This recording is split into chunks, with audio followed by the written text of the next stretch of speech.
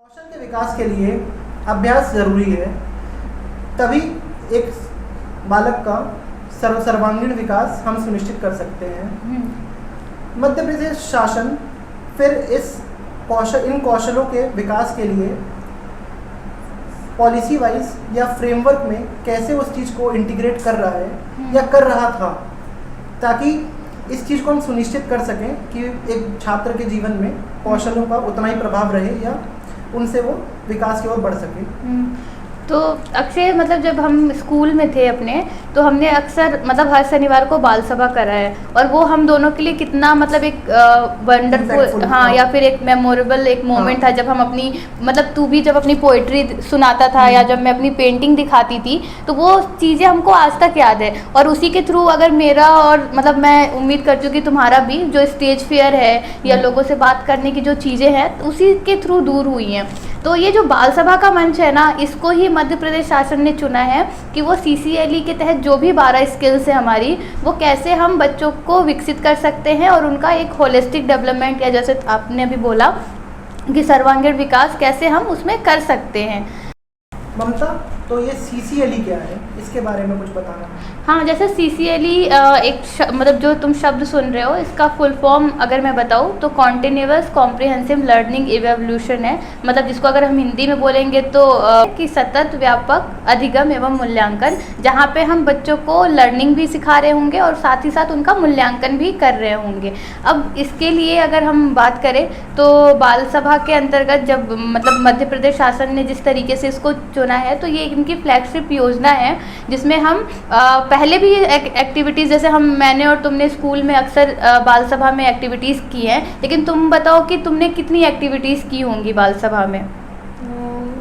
वही जो हम लोग किए हैं, राइटिंग का होगा, स्पीकिंग का होगा, हाँ, रीडिंग का होगा, और थोड़ा आर्ट्स की जो 2-3 चीज़ हम लोग लेते हैं, सिंगिंग हो गया, पेंटिंग, ये सब। तो अगर मैं इसको थोड़ा सा समराइज़ करके बताऊं कि अभी मतलब क्या है और इसके अब नया क्या हो रहा है, तो जो पुराना हमारा CCLE का प्रोग्राम था, उसमें हम मतलब जब बाल सभा करते थे तो हम 4 जो हमारे स्किल थे ना, हम पूरी तरीके से उस पर ही फोकस थे। पहला हमारा लर्निंग था, दूसरा राइटिंग, स्पीकिंग और रीडिंग, जैसा तुमने भी अभी बताया। लेकिन इन चारों के अगर हम बात करें तो इन चारों में हम बहुत ही सीमित थे, और साथ ही हमारी गतिविधियां भी बहुत सीमित थी। जैसे कि अगर मैंने और तुमने स्कूल में निबंध राइटिंग की है, ठीक है, आशुभाषण किया है, पेंटिंग, और इसके अलावा 3-4 कुछ एक्टिविटीज़ की होंगी। नई गतिविधियाँ हम उतनी नहीं कर पाए हैं, लेकिन आज की जो डिमांड है वो बहुत ही अलग है। तो जो नया CCLE प्रोग्राम है, उसमें हम ये 4 स्किल के अलावा जो हमारे पास 12 स्किल है, जो अभी हम बात कर रहे थे कि लिटरेसी, लाइफ स्किल में या वो लर्निंग स्किल्स में कौन कौन सी आती है, तो उसके तहत हमने इसमें पूरी 24 एक्टिविटीज़ की हैं। अब 24 एक्टिविटीज़ में मतलब बच्चों को, हर बच्चे को एक तो मौका मिलेगा, और दूसरा कहीं ना कहीं वो अपना इंटरेस्ट एरिया तो वहाँ पे ढूंढ ही लेगा। तो इस तरीके से हमने इसको डिज़ाइन किया है। तो तुम 24 एक्टिविटीज़ में 1-2 के बारे में पूछ सकते हो। तो कुछ मेरा मतलब यहाँ से सवाल इसमें जुड़ेगा कि पेंडेमिक के बाद से लाइफ स्किल को हम लोग एक नए रोशनी में देखना चालू कर चुके हैं। तो जैसा कि हम लोग पिछली बार भी बात कर रहे थे लाइफ स्किल के बारे में, तो CCLE लाइफ स्किल को कैसे देखता है, अगर तुम बताओ उसके बारे में।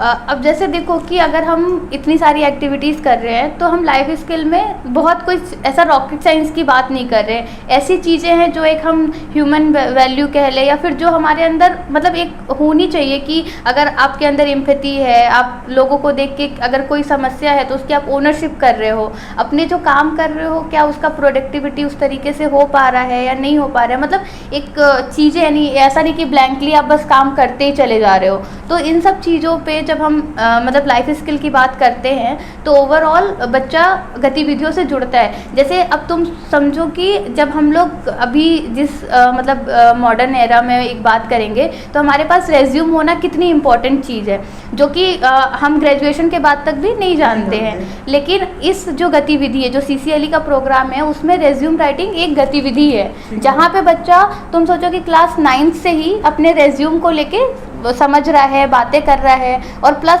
अभी तक हम लोग अपनी बॉडी लैंग्वेज पे, बोलने पे काम करते हैं। ये सब चीज़ें हम आफ्टर ग्रेजुएशन करते हैं। हाँ। लेकिन अभी बच्चों के साथ क्या है कि वो शाला स्तर से ही मॉक इंटरव्यू, जैसे इसमें स्पीकिंग में एक मॉक इंटरव्यू भी शामिल है। और दूसरा, अभी कल को अगर मुझे और तुम्हें एक NGO खोलना होगा या कल को कोई कंपनी खोलनी है तो हमें प्रपोजल नहीं आता है। हाँ। लेकिन हमने इस CCLE के प्रोग्राम में हमने एक प्रोजेक्ट प्रपोजल भी शामिल किया है, जहाँ बच्चा जो भी उसकी समस्याएं होंगी वो उसको जाके प्रोजेक्ट प्रपोजल के माध्यम से उसका समाधान ढूंढ सकता है, लोगों से बात कर सकता है। और साथ ही साथ उसकी ये जो 4 स्किल थी जो हम पहले भी डेवलप कर रहे थे, रीडिंग, राइटिंग, लर्निंग और स्पीकिंग की, वो तो इसमें इंक्लूडेड है ही, वो तो सब एक्टिविटीज़। अगर मैं सही समझ पा रहा हूँ तो CCLE एक इंटीग्रेटेड बाल सभा की तरह देख सकते हैं।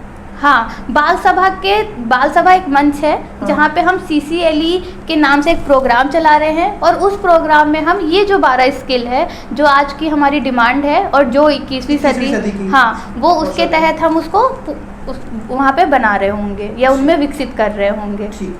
कंटिन्यूअस कॉम्प्रिहेंसिव लर्निंग इवेल्युएशन, तो ममता CCLE की अवधारणा कहाँ से आई और इसका मतलब कॉन्सेप्ट कहाँ से, मतलब इसकी अवधारणा अगर हम बात करेंगे तो हमने ये CBSE का जो फ्रेमवर्क है ये कॉन्सेप्ट वहीं से आया है।